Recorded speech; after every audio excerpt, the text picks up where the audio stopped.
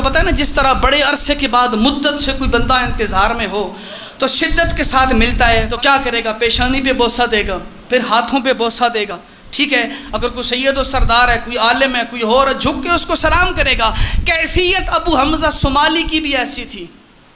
कहते हैं इमाम की तरफ देखा, इमाम सज्जाद अलैहिस्सलाम की तरफ, कहते हैं अबू हमज़ा शुमाली झुके, इतना झुके कि उनके पाँव पे बोसा दे सकें। शेख अब्बास कुम्मी कहते हैं चौथे इमाम ने इसकी पेशानी पे हाथ रख के वापस कर दिया, और ये मुहाफिज शरीयत हाथ रख के वापस करके बता रहा था, अबू हमज़ा शुमाली खबरदार, हम पसंद नहीं करते कि जैसी कैफियत उसके सामने बनाते हो हमारे सामने बनाओ, हमें अच्छा नहीं लगता।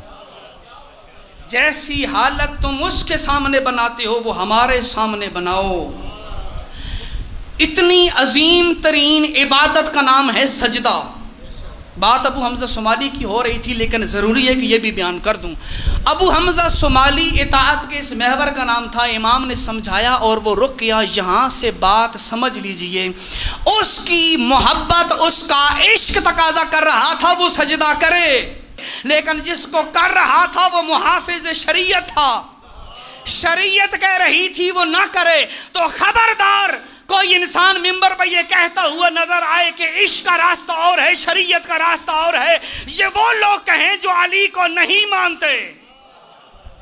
जिन्होंने 14 से शरीयत ली है वो जान लें इश्क और शरीयत का रास्ता अलग नहीं। ये 14 तुम्हारा इश्क भी वही कबूल करेंगे जो शरीयत के दायरे में आता हो।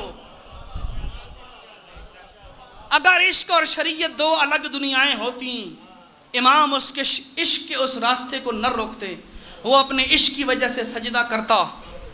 ये कुछ गैर शिया लोगों की उठाई हुई इस्तिलाहात हैं कि इश्क की दुनिया और होती है, शरीयत की दुनिया और है। नहीं, आले मोहम्मद के मकतब में आपकी मोहब्बत, आपकी मवद्दत, आपका इश्क उतना ही कबूल होगा जितना आले मोहम्मद की बताई हुई शरीयत कबूल करती है, उससे ज़्यादा नहीं। अगर कोई बंदा उसके अलावा किसी के आगे सर झुकाता है, वसाइल शिया जिल्द नंबर 4 है, किताबुस सलात है, और सजदे के बाब में ये बात जिक्र हुई है, वहाँ पर सजदे की बात हो रही थी। इमाम ने एक बंदे को समझाया, मैं सारा मजमून छोड़ के एक जुमला जो आप तक पहुँचाना चाहता हूँ वही पहुँचाऊँगा। इमाम कि उस पूरे फरमान का निचोड़ ये बनता है, मिसाल दे के समझाऊं, आपके इस पूरे वजूद के अंदर सबसे बुलंद तरीन मकाम का नाम क्या है? पेशानी।